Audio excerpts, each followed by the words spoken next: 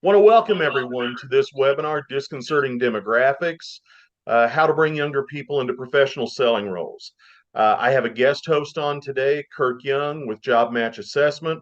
We'll have him talk a little bit more about himself just a moment, but I want to lay the groundwork for this program. I read a stat a few months ago that said that the average age of salespeople in today's world is 47.1 years. That's the average age of professional salespeople. And on its face, that doesn't seem concerning, except that 15 years ago, that number was 42. The national sales force, if you look at the sales force as a whole, we have aged 5 years in the last 15 years. That's a trend that's unsustainable.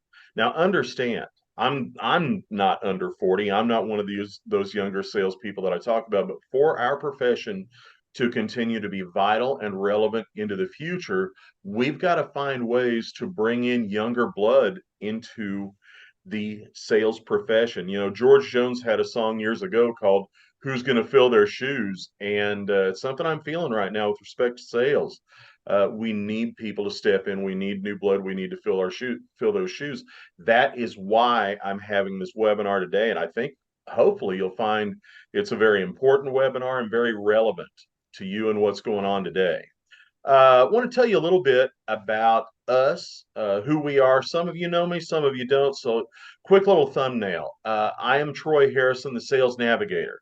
I help my clients navigate the elements of sales on their journey to the island of success. I've been in business now 19 years. I speak at conventions, I do sales training, I do long-term coaching of sales managers, I do assessments of sales programs through my sales audit and other programs. I help companies hire salespeople. So pretty much anything around a powerful, productive sales team, I can help you with. My guest today is Kirk Young, the founder of JobMatch Assessment. Kirk, would you take a minute or two and tell the people about yourself? Sure. Thanks, Troy. I'm Kirk Young. I founded JobMatch Assessment in 2002. We provide assessment tools, a set of assessment tools focused on improving hiring, uh, improving communications, relationship management, cultural, and mainly I'm here today to talk about hiring because about 65% of our work is in the pre-hire market. So we see a lot and learn a lot about young people. Okay, good. Thank you. I tell you what, I want to open with a question to the group here. And if you put your response in the chat box, again, I've got everyone muted, but if you put your response in the chat box, what is the average age of your sales team right now, roughly? I mean, you don't have to give up any confidential information or make any complicated calculations, but I'm guessing that everybody who's on this webinar today is here for a reason. So I'm curious about that. And while you're doing that, I want to talk about what we're going to talk about today. Today's topics. Number one, what do younger people seek in their careers when they are not only in the workforce, but in those early years in the workforce? And, you know, Kirk and I kind of make the divide between younger and older at about 40 years old, which means we are capturing all of Generation Z and part of the millennial generation. The oldest millennials are 43 years old now. They're not exactly babes in the woods, but there are some distinct differences culturally and technologically. Okay, so I'm getting some answers here 40 plus, 47 plus. So, yeah, probably quite a few people are wondering how we can bring in that younger blood. Again, I love veterans. Some of the best sales people I've ever hired have been in their 60s, but reality is we've got to bring in that younger blood. Number two, recruiting younger sales talent. There are some different differences today about how we have to go about recruiting, bringing younger sales talent into our team. What are they looking for? How do we reach out to them? Number three, acculturation into your team. How do we bring them in? How do we engage them? How do we make them feel a part of your team? Number four, onboarding for productivity acceleration.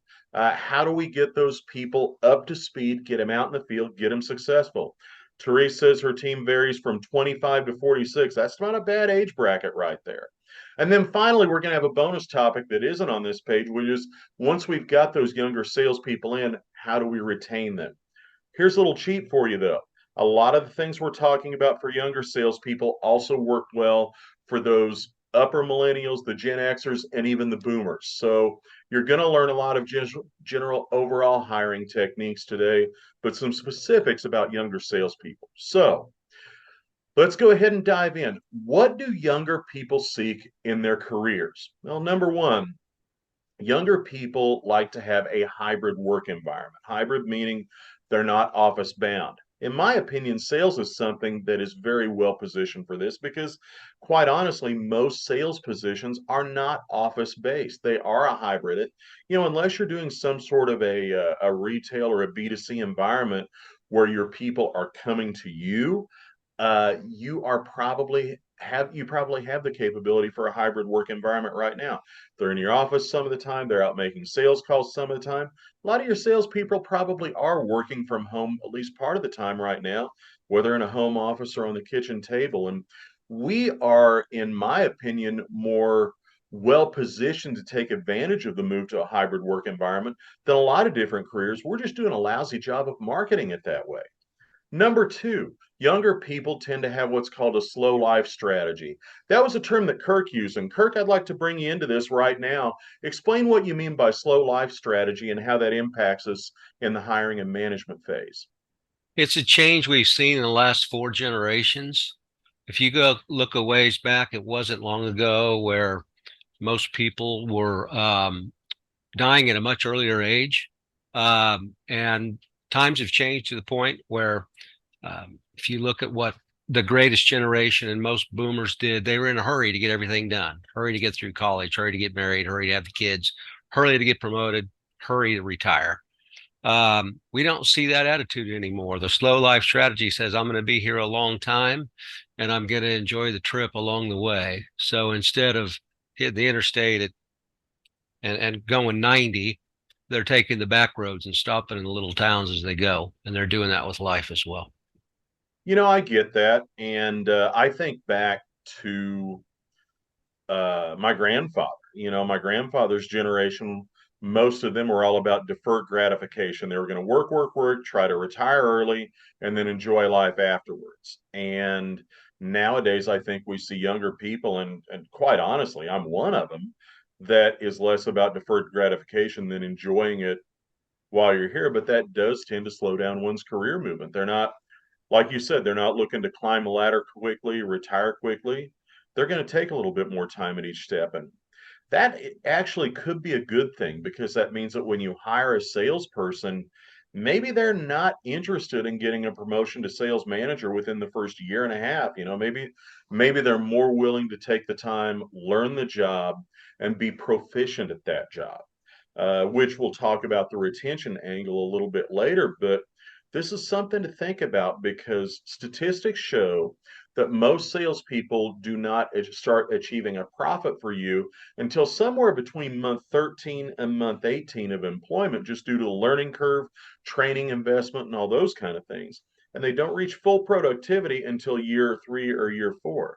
If you're hiring people who are in a hurry to move onward and upward in the first 2 or 3 years, they're never going to get to that year 3 or year 4. So our job, once we bring them in, is to take advantage of that slow life strategy, acculturate them, make them feel a part of it, and help them be productive.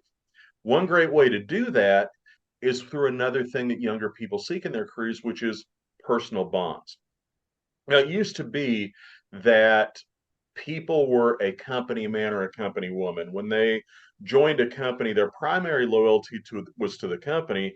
Their secondary loyalty, if they had it, was to the leaders or managers that they worked under. And I think we've seen a flip-flop in that probably in the last decade, because what's happened is younger people are recognizing, look, the 40-year career, the gold watch, the retirement pension, that isn't a reality anymore. So instead of forming bonds to companies, to the organizations that they work for, they form bonds to leaders. And what that means is we've got to have leaders and managers that are great at building those bonds, at building productive relationships, maintaining them.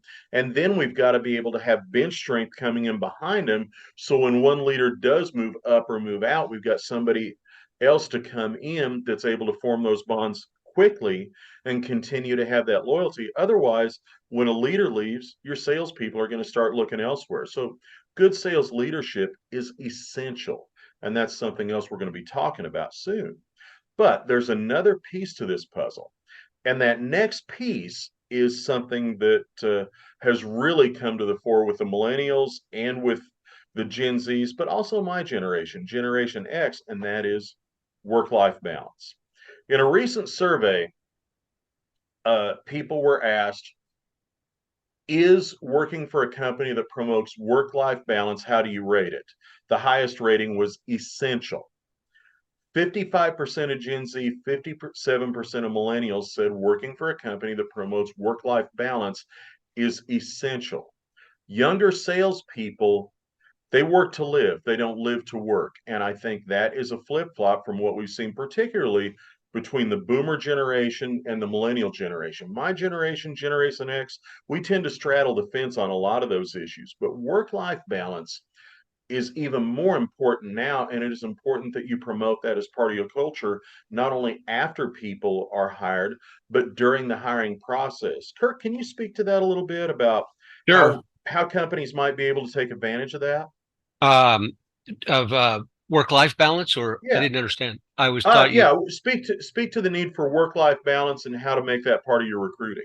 okay. Well, really it's in your marketing. It's what you're selling to the individuals. Boomers didn't even know work-life balance was an option. True. The Xer generation is the one who really brought it into the workplace and started to see that change happening. But it's ground in now. It's one of the things that you can do when you're trying to recruit and give the example. When boomers were coming into the workforce around age 25, they were getting screened out. And what I mean by that is uh, there could be long, lengthy processes for hiring. There could be um, a lot of uh, just knocking people out because that's very specific knowledge they wanted, and skills and degrees and all of those things. And basically, Boomer had to take what they could get, and so life balance never showed up. But now we're at the opposite end of that market. We need 25-year-olds because we don't have enough. So the supply demand has shifted, and we have to be much more effective at selling that and screening them in, meaning look for an opportunity that will fit them and help them grow, because that's what having a short supply of 25-year-olds is going to do to us. Well, and that plays into my next point. And I will tell you, some of this is a reversal on my part because for a lot of years when I did my program, Smart Sales Hiring, I talked a lot about screening people out. And I think Kirk's right. Nowadays, you've got to look for opportunities. That doesn't mean you can't still make good decisions in the hiring process, but it does mean you've got to have a little bit more open mind.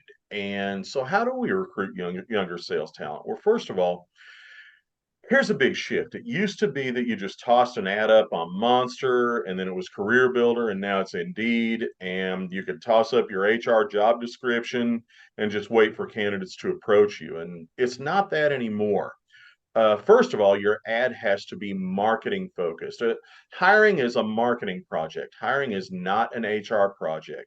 And that's something that we need to be aware of. When you reach out in the market to hire people, you've got to be thinking that other companies, whether in your industry or not, are going to want to compete for those people. And you've got to be ready, willing, and able to compete for them as best you can. That means your ad needs to be marketing centric. It needs to be explaining why these people should absolutely be dying to work for you. You need to have multiple channels of how you go at the market. Again, it's not just the job boards anymore. It's the job boards, it's LinkedIn, it's Facebook, it's Instagram, uh, it's YouTube, it's TikTok. I mean, think about making a TikTok video to recruit people. Younger people are processing information in a number of different channels. You've got to be prepared to go to a lot of those different channels to reach them. You need to have clear goals and expectations within your recruiting process. I, and I'm sure some of you have probably accepted jobs before, not necessarily knowing exactly what was to be expected of me after I was hired. Hell, I just was happy to get hired.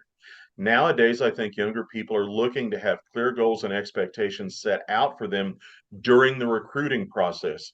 If not in the ad, then during the interview process, because they don't want to walk in blind. That makes good sense. Work life balance, we've already talked about that, but highlight that within your recruiting messaging. Here's a big one: easy application process.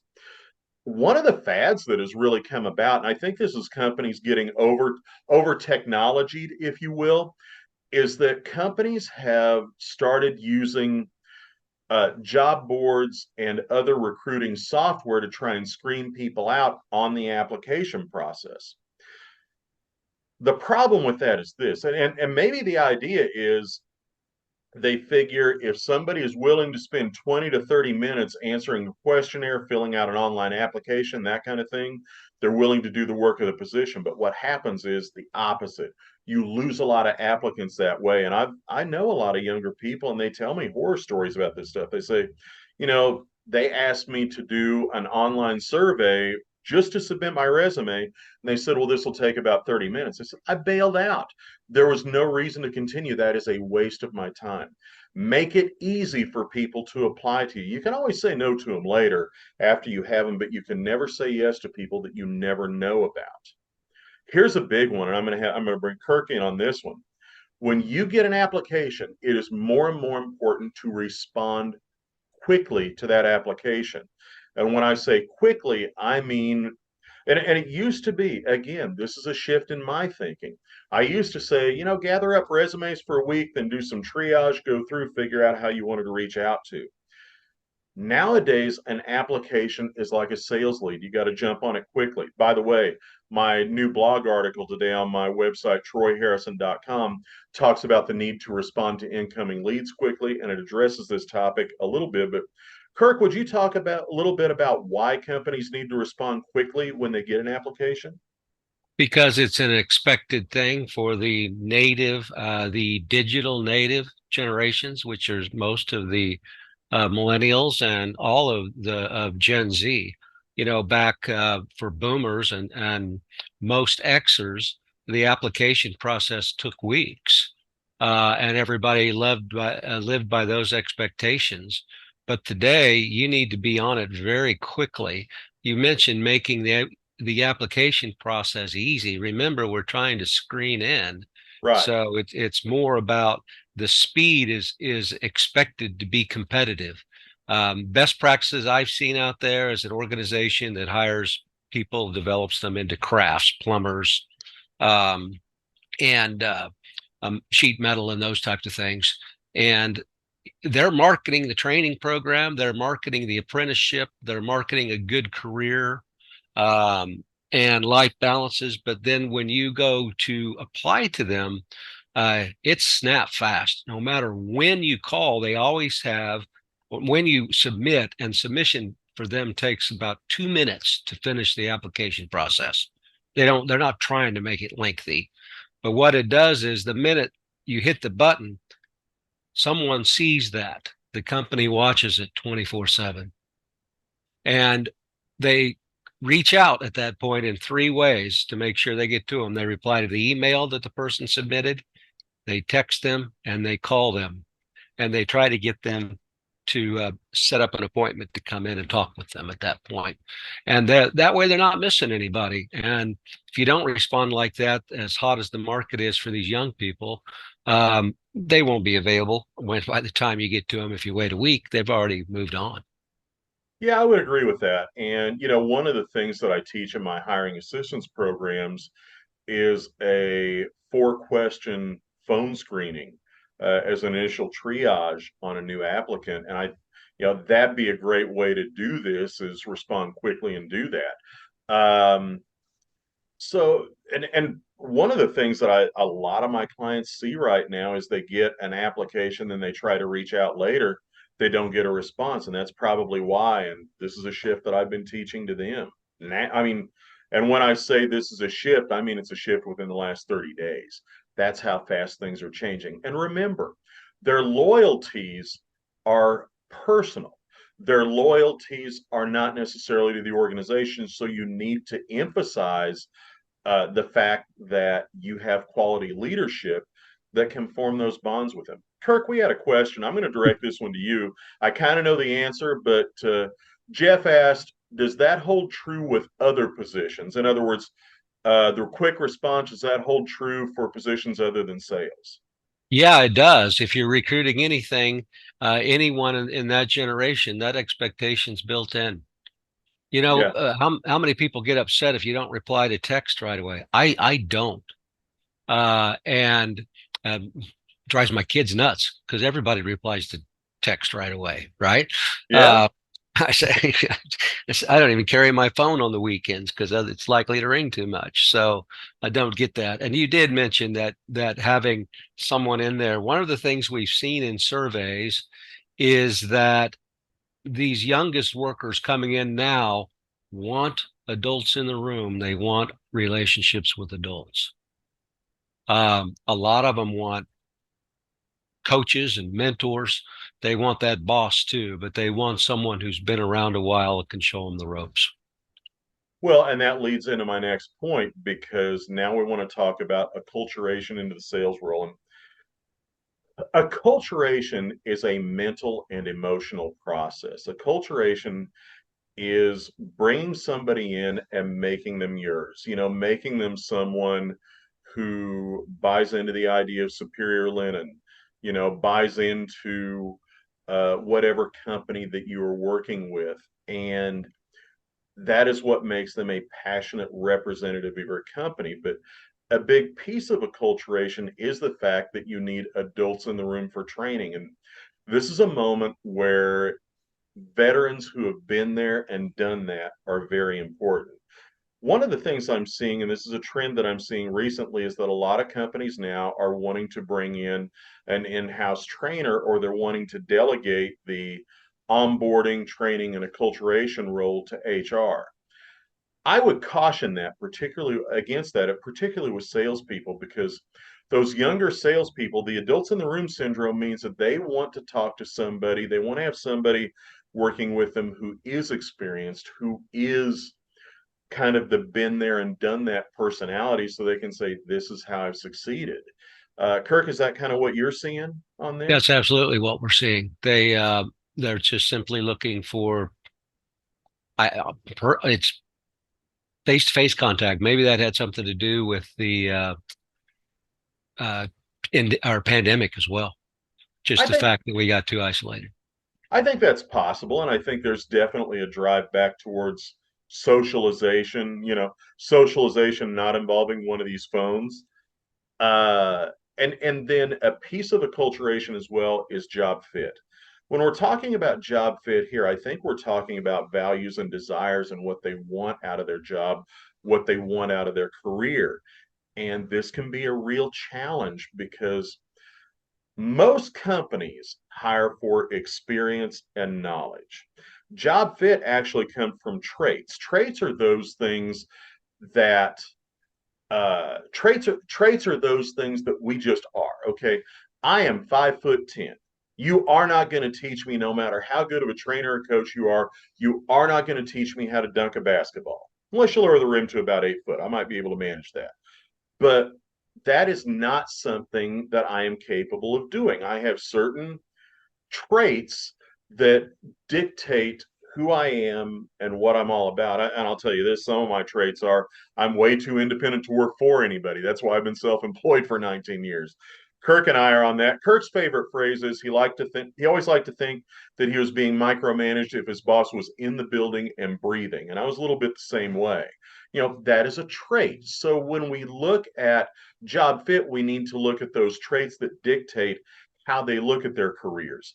Teresa made a great comment, which I'm going to get to here momentarily. But Kurt, could you speak a little bit to job fit as far as value alignment? Sure. When we do job fit for value alignment, you're really talking about understanding the individual. We used to push the values of the company. Was that your question, Troy? More about values than it was about Yes, right? yeah, Okay, the yeah. job values rather than the skills or the behaviors. Oh, got it. Okay. So yeah, they're really looking for what they're looking for. We used to try to package culture and have big mission statements and all the values that the company supported that honestly didn't always get supported, and we know that. They're looking for a value system that appeals to what their values are, what they expect and what they want. So that's an important part of it. But when you talk about job fit, uh, Troy, we really see that fit to do the work itself. Those traits are pretty identifiable. You look Yeah, at how a person thinks, you look at how they act, you look at how they like to spend their time, and you can compare them to successful players in the role and find the risk points and the strengths and weaknesses that person's likely to bring, like not being able to dunk the basketball.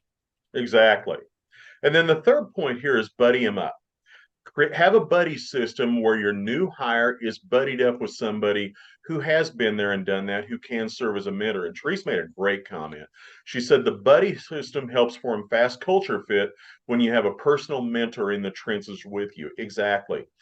The buddy system is different from a manager or a structured mentor. The buddy system is somebody who has a similar role, but who is more experienced and more successful.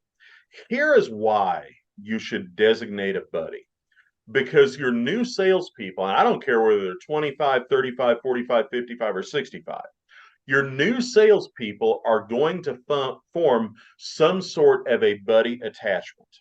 Murphy's Law is real. And if you do not help foster that on your own, they're going to buddy up with the person you would least likely want to have them buddied up. They're going to buddy up with the person who has the worst habits, who's the worst cultural fit, who does the least of what you want to do. Why? Because again, Murphy's Law, anything that can go wrong will. You need to foster that. And one of the ways you do that is you've got to be a little strategic with looking at your salespeople and figuring out which one is the one that you would want them to learn from. Maybe that's not your top salesperson on the board, but maybe it's the one who has the best habits. You get with them, you say, hey, Frank, I've got a new salesperson coming in. I think you'd like her. Could we have you spend some time with her, help show her the ropes? I'm not going to ask you to be a trainer because I don't want to take away from your productivity. But what I'd like you to do is just kind of be the example for her. And most of the time, Frank's going to say yes. If Frank says no, that's within Frank's right to do so. Move on, find somebody else. But a buddy system is a great way to acculturate someone. Here's something else great about a buddy system. If you are wondering whether someone could be a great sales manager, assigning them as a buddy to a new salesperson is a great way to figure out whether they could be that sales leader down the road. So it might help you build management bench strength as well as bringing somebody in and acculturating and help foster that culture fit when you're bringing a newer salesperson into your company. But think about that. Training, job fit, and buddying up are all three key pieces of acculturation. And I'm going to go one step farther. Kirk mentioned mission statements, and look, we all know mission statements aren't something that most companies live by on a day-to-day basis. But whatever cultural values you represent to your people in the recruiting process are values you need to live by when you're working, because I'll tell you what, younger people can smell hypocrisy and they react to it quick. And there is nothing that will turn off a Gen Z or a millennial quicker than seeing that you present one face when you're recruiting and another face when they're working for you. So that's something to keep in mind. Whatever cultural values you're representing are cultural values that you need to live by on a day-to-day basis. Let's be honest, that's just good business practice anyway. I have an example of that because we look at Yeah, word please. use as an indication of differences between generations. Think about it. How often do you hear the word authentic now? Oh yeah, Word's been around forever, yeah. but millennials and Gen Z push that word a lot, and they look for people that they consider to be authentic. It's funny you mentioned that. I mean, that's and I go to a lot of conferences for public speakers, and that's a big topic during those public speaker conferences. But what's funny is the people who teach it do it in reverse. What they really say is create a persona to be on stage, and then remember to live that persona in order to be perceived as authentic when you're off stage. Well, that's ass backwards. You know, being authentic means being on stage who you are when you're off stage. And it always cracks me up when I see that. But yes, authenticity is vital, and authenticity carries itself through your sales training methods. It carries through the way that you want to represent yourself and the way you want them to represent themselves in front of the customers. People are so much more ready and capable to sniff out inauthenticity and hypocrisy nowadays. So you need to live that. Now, that leads us into onboarding.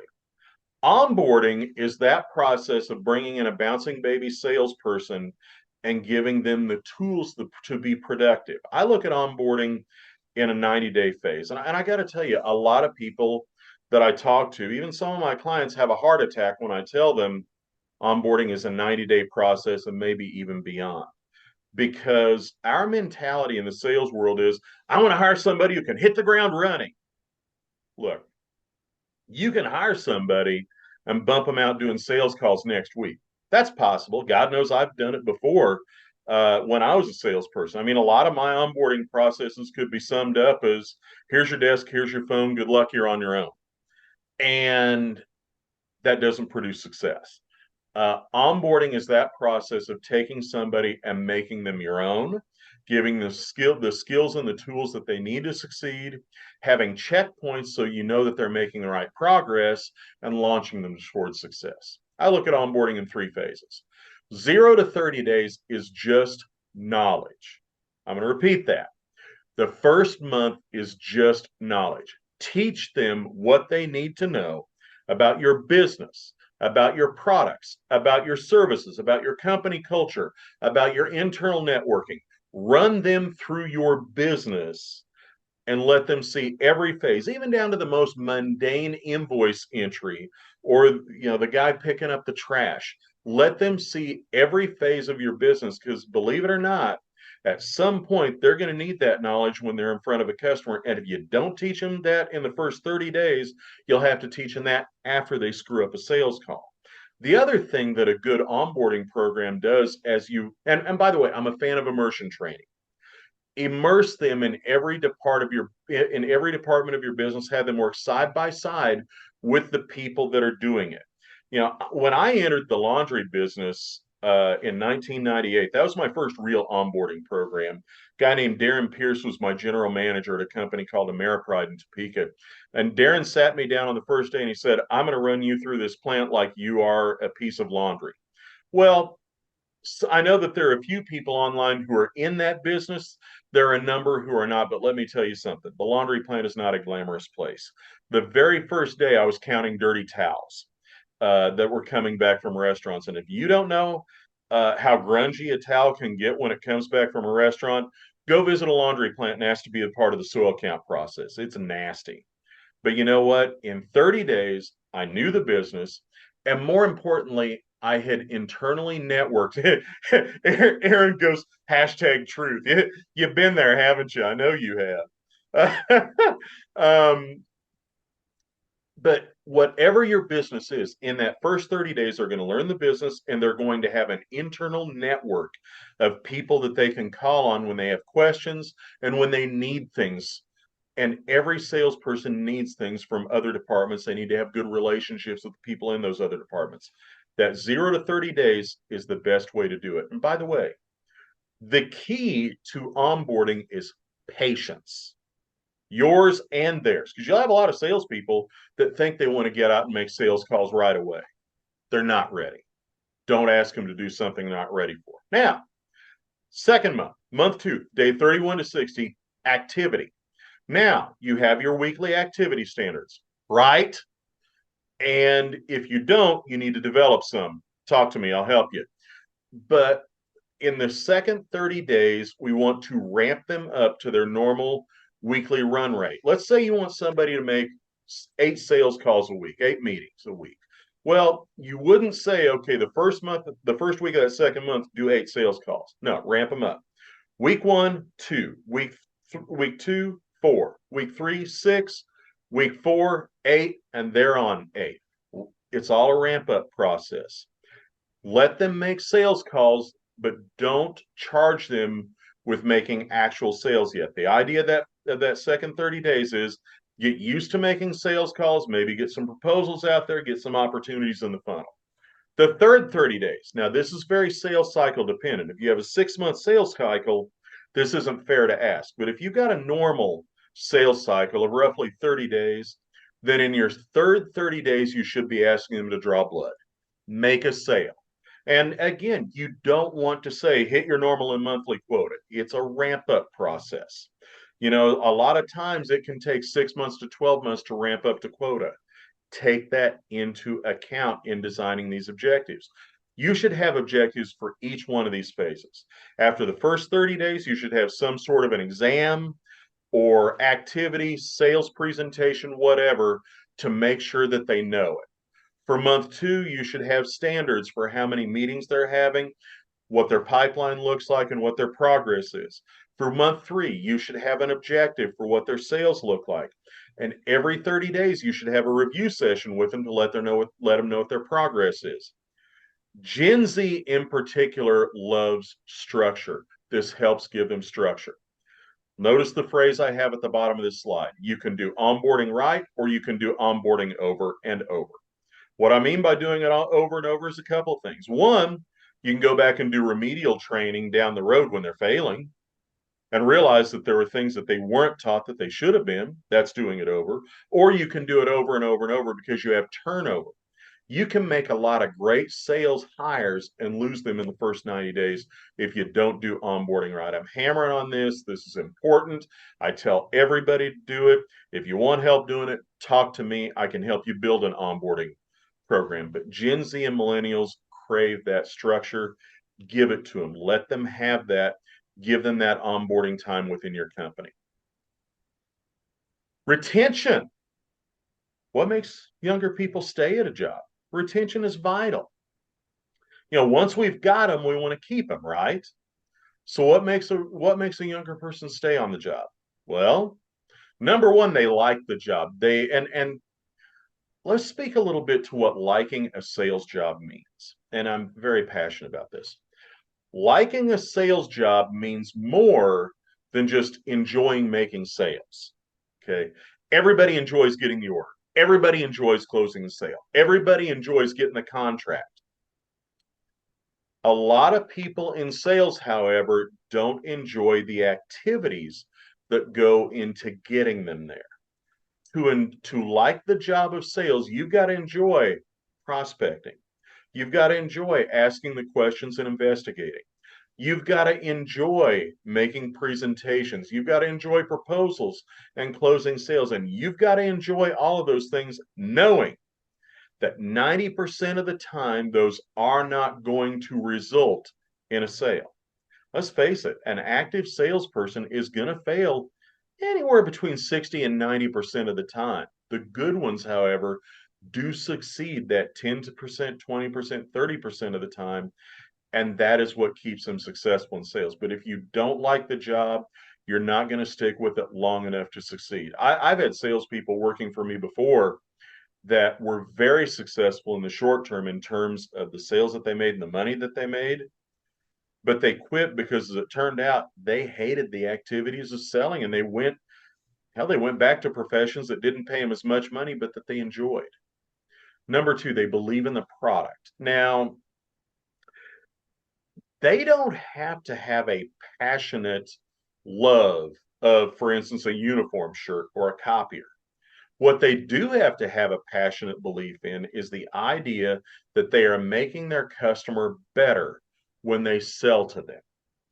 They have to feel like my customer has just scored a win by buying from me, by signing that contract, by giving me that order. Because if they don't, they're not going to feel good about it. And this is something, again, we see more and more in the millennials and the Gen Z, is they need to believe that their work has meaning, and that work and what we do means that they're helping their customers win. Number three, they feel competent. They feel like they are good at what they do. They get a level of job satisfaction from that. And Kirk, could you speak to that a little bit? That was one of the Sure. points you made when you and I were doing our preparation call. Yeah, they look at the difference. If they like the job, that has a lot to do with natural fit. So do they have the traits that lead to success in the job? Because that makes the job fun for them. They're doing a lot. They're thinking the way they like. They're talking the way they like. Uh, uh, their actions lead to success, and they enjoy the activities. All those are important. But when you talk about feeling competent, that's self-developed. That's where training comes in and Yeah, can expedite that process. And you only get competent by learning and doing. So it's really driven by the individual. If they're well fit for the job, then the training comes easier because it's stuff they like to do anyway. And that's where managers can make a difference, is to understand their training needs and move people more quickly to the competence level, because everybody wants to be good at something, right? absolutely. I mean, I've always gotten a satisfaction out of being good at the things that I do, and I'm not even going to talk. I mean, obviously, I feel I'm very good at what I do professionally, but last night I was down in the garage working on my 68 Mercury that I was rebuilding, and I had to rebuild a section of rusty frame rail on that car. And when I was done, it looked like it was brand new. And I looked at that and I thought, okay, there's a feeling of satisfaction.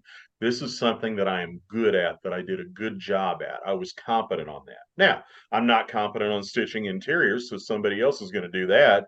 If I attempted to stitch an interior, I would not get a feeling of satisfaction about it because I'm lousy at it. Number four, they feel heard and understood. Um, this goes a lot, I think, to a shift in management styles. Management used to be very dictatorial. I've always said that for years and years, I went to a lot of sales management training, and basically they taught me to do three things: hire salespeople, dictate to them, fire them when they didn't do what you dictated to them. And a dictatorial management style was something that could be gotten away with in the boomer generation, could be gotten away with some in the Generation X, not so with millennials and Gen Z. You've got to be able to have a collaborative and cooperative management style. They feel heard, they feel understood, they feel like they matter, they feel like when they have an issue, that the boss is willing to talk about it, that the boss is willing to internalize it and give them feedback that they really need. And let's be honest, that's a good management technique all around. I've always said that the best managers are those people who can individualize their management style and make their management style work for everyone that they supervise. If I had six salespeople on my sales team, they probably thought there were six different managers because I had to be a different thing for each person. But they felt heard, they felt understood, and they stayed around. A sense of belonging. And this is something that I think is very interesting because Kirk has already spoken about how interconnected millennials and Gen Z are and how more communicative they are electronically. But I'm not sure that all of that gives people a real sense of belonging. People want to feel like they are part of something, and they want to feel like they fit in.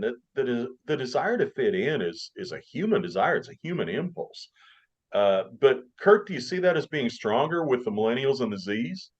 They do. They right now they have a real high sense, particularly Z's, for sense of belonging, because the digital world doesn't do it for them. Right. That doesn't really do it for any of us. We are seeing on long surveys, longitudinal surveys that go over generations and are repeated consistently. We are seeing um, a higher report of loneliness than we've ever seen for the other generations. So they're feeling isolated.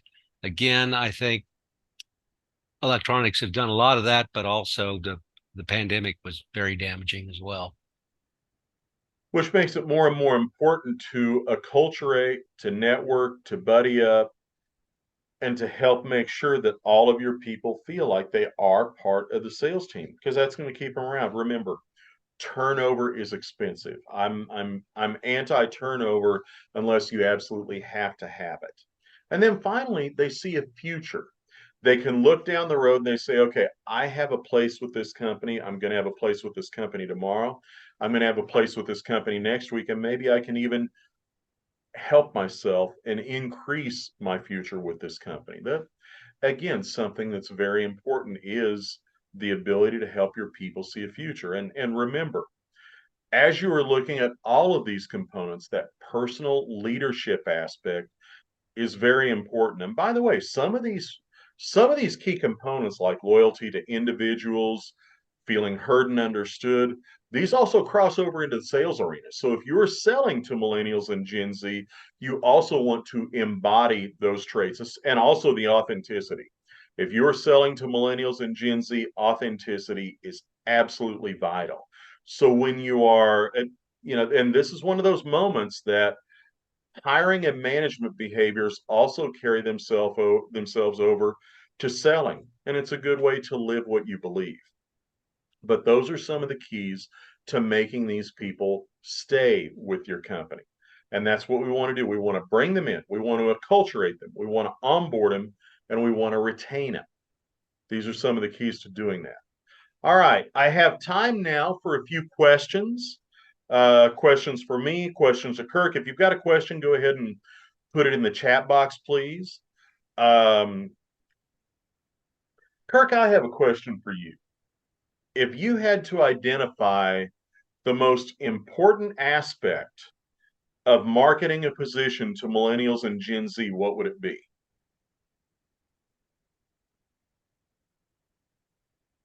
For Gen Z, it's going to be related to training and mentorship. I think with millennials, a lot of them have moved up now. You got to remember the leading edge is 43, so they're Right. starting to find their way and find their talent level and where they belong. I would put younger millennials closer to Gen Z, but I will say, because I have millennial children and I have Gen Z children, I do believe that by knowing their friends and who they're with and how they go about life, those generations are as different as any separation between generations too.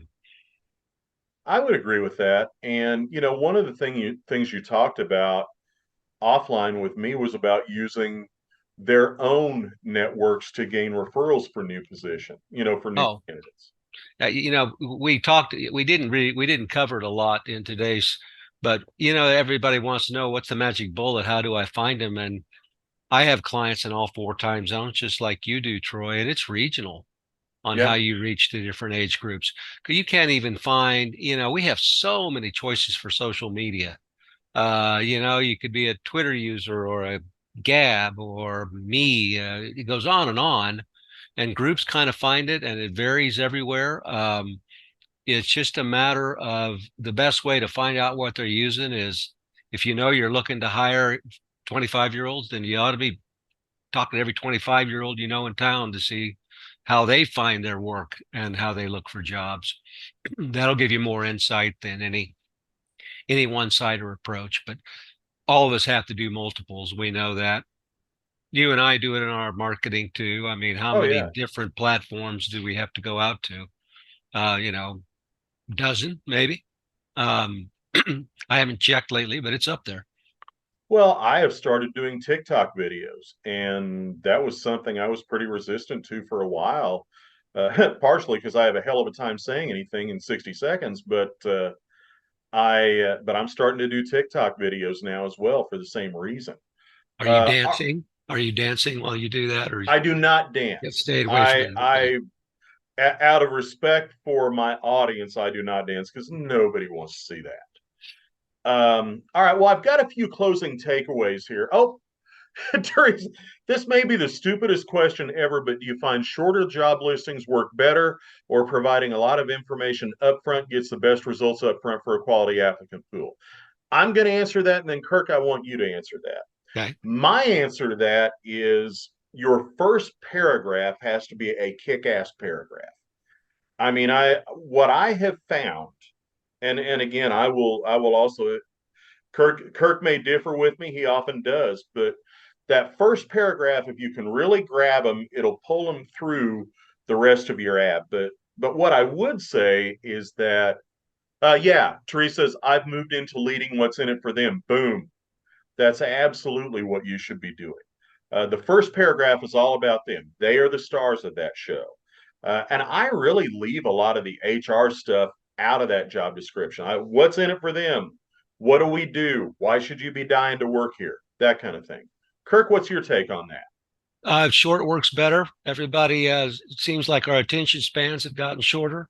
And you're right, you have to, it's a marketing piece. It's not again, no screening out here. Yeah. Looking to screen in. One idea that we've liked for years and still do is to brag a culture a little bit. You might tell the story about we have a job opening because Mary got promoted, something along those lines. And here's what was great about her. And we hope that you're someone who feels a similar way. That kind of very short and sweet to get them to begin the process. And like we said, make it quick and painless to get to a real person as soon as they can. Trying to keep it under one thumb scroll to read. Yeah, that makes sense.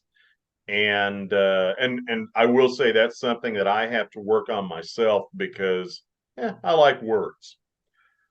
All right, a few at the very end of this. I'm going to have four key takeaways for you, but there's a couple of things I want to make you aware of first. First of all, my next webinar will be on Thursday, November 16th. This is going to be a great one. You need to be on this. Navigating the buyer's journey, how to sell to today's empowered buyers. This is an issue every salesperson is struggling with right now. And I think I've got some keys for it. We're going to talk about what the buyer's journey is, how to navigate it, why you should be a part of it, why you need to respect it, and quite frankly, why your sales process is obsolete. I will have a link to register to this in the email that will go out after this webinar. But I hope to see everyone on that one again, Thursday, November 16th, 11 a.m. Central. I've told you a little bit about Kirk. Kirk and I have worked together. We've known each other for almost 20 years. We've worked together. He's been a tremendous asset to me and to my clients. I've introduced him to my clients all across the country. Kirk, when and how should people get a hold of The easiest way is just call me or by email. Either one works. The phone, obviously, if I'm on the line, I can't talk, but I get around to it pretty quickly. And we're not a subscription company with our assessment tools. We can do a single assessment, and we can recommend you have a job opening. You give us a try. It's easy to do. Contact me with the job that you want to assess them for. I'll ask you for a little information, and the person's email address and their name will get it out. You'll automatically get reports and a debrief, and you're off to the races. Good deal. And Kirk's very valuable. I would encourage that. David asked a question. Can I get a copy of this recording? David and everyone else, I will be clipping this and I will put the webinar in its entirety on YouTube. My plan is to have that later today, and the link to that, I'll send out a follow-up email to everybody. The link to that will be in there. So yes, you absolutely can. And also, if you'd like to talk to Kirk, go ahead and put Kirk in the chat box. I offer a service that I'd like to offer out to everyone. It is complimentary for anyone who's attending. It's called the Sales Strategy Review. It is literally a 1 hour free consultation with me where I have the opportunity to help you individually based on your needs and your sales program. We'll go over your goals, your strategy, and your sales process. I'll give my recommendations on those. I'll give my recommendations on your staffing and your compensation. I'll get to know you, what you're using for a tech stack, what your tools are. I'll give you recommendations on that. My promise to you is that you get at least 2 to 3 complimentary takeaways to help you run your sales team better based on your sales team, not just one size fits all. This is not a 1 hour sales pitch for me. There's an opportunity to work together, I'll tell you that, but that can be a separate conversation. I've done a lot of these. I've helped a lot of companies. I've helped a lot of people who have never spent a dime with me. I'd love to do that with you too. If you'd like to take an advantage of the sales strategy review, and I hope everyone does, please put Troy in the chat box. I will get back with you, and we will talk and set up that complimentary sales strategy review. Again, it's free. I'm sure everyone here can afford free. So hope to talk to everyone on that. It could be the best hour that you spend in 2023. Finally, what are your takeaways? Number one, marketing focused advertising. I can't emphasize that enough. Hiring is a marketing project nowadays. It's not an HR project. Do not get the old HR job description out, pop it up online, and expect good results. And once you have posted that marketing focused advertising, you need rapid response to them. That means that somebody needs to be paying attention when an application comes in. There was a study that came out from Boston University several years, MIT several years ago. My blog post today is actually about it. You can view that at troyharrison.com. But it talks about how much more likely a lead is to convert into a sale if it is responded to within 5 minutes, within 10 minutes, within 30 minutes, within 24 hours. At 24 hours, your lead interest is gone. So you need to be responding quickly. And if when that application comes in, do a little quick triage, say, okay, this is a person I want to talk to, call them up. Use my 4-question phone script. Again, that's part of my hiring assistance program. I can help you with that. Engage and acculturate your new salespeople. Make them feel like they belong. Make them feel like they are part of something and they will stay around. And finally, be patient with onboarding. Understand onboarding is a 90-day process. It is not something that and don't speed through it. Don't skip steps. Every skip you step in onboarding is a step that you are going to have to repeat later. And don't forget, leadership is essential. Remember those individual loyalties. Kirk, do you have any closing comments? No, I think I'm good. Okay. Well, Kirk, I want to thank you for being a part of this today. Everyone, I Thanks, want to Troy. thank you for attending. I hope it's been a beneficial hour. Like I said, the email that comes out will have a link to the next webinar, Navigating the Buyer's Journey. Make sure to be on that one. That's going to be a great one. And with that, I thank you very much, and we'll see you next time. If you are an owner or manager of a company, scan the QR code for your free sales strategy review.